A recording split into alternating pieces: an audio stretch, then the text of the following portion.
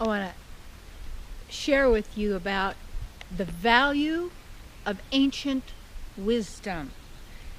It's so funny because, so many people have all these philosophies now about what's going on. Of course, we're all looking for clues. It's here, it's there, it's all that. Well, it's very, all of this is in the Vedas. And the Veda means knowledge. And it is the ancient wisdom of India, coming from India. And it's actually not thinking India as a country, but of beings who lived there, who had very advanced culture, and everything is deteriorated, as we can see it has, all over. So, but what people tend to say is, oh, that's just ancient wisdom and it has no validity now. No, well, wait a minute. If it's true wisdom, and it helps us to tune in to our own inner wisdom, to know who we are, and to be who we are fully, without the layers, the overlays of ignorance, veils of, you might call it, not just darkness, but false information that we have accepted to limit ourselves. And ancient wisdom, we see a lot of people don't realize, we think about, if we call ancient times, they didn't have the pollution in the air. They didn't have the chemtrails. They didn't have the electronics going on. They didn't have all of the food contaminated with pesticides and insecticide and junk and all of this. So all of these and the food and the diesel and the gasoline, all of the stuff that's going on that actually affects consciousness, and medications, and the foods they're eating, and especially the eating of animals, or animal blood, or human animals, or human blood. Come on, all of this obviously there's something wrong with it, in the sense, yeah, all is possible. Is that what you want to be doing with yourself? Be involved in that.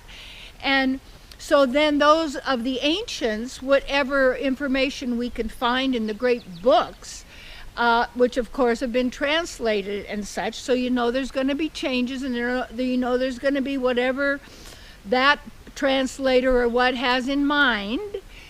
But we can, and the ancients of many of the different, whether it's the Greeks and the Gnostics, or the ancient maybe religions that have gone, and the hieroglyphics and all these, there's nuggets of truth. And it's truth because it resonates. Yeah. And so many people would say, oh, Terry, when you're, speaking or talking, you're talking just to me. I say, well, yeah, because I'm talking to me too. And that we are the same, and we're also different. And the minds are constructed in that same way. And they also, how the major tool that controls humanity is wanting to be accepted by others. So my book, What You Think of Me Is None of My Business, is so excellent. You just keep ordering it and getting it out there, young people, everybody, because it really comes to that, why and how we've given our power to everyone outside of ourselves to control us through words, sounds, meanings, all sentimentality, cultural. You've got to be a good citizen, so be like this, and we'll make you like this, and you'll be like, molding everybody all the time.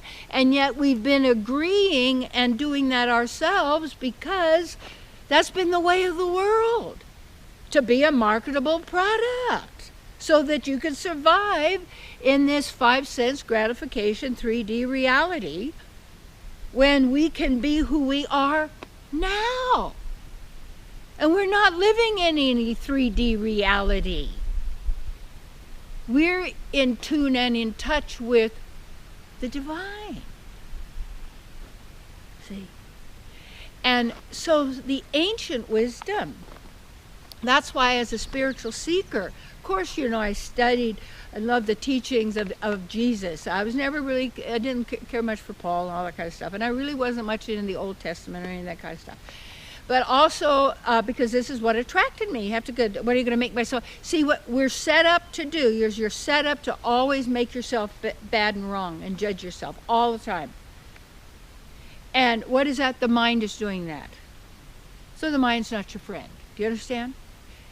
Ancient wisdom teaches us this same truth as well, and saying that there is the divine and the spiritual, and that which most people are living in is a virtual reality, upside down reflection or such, or of the true divine.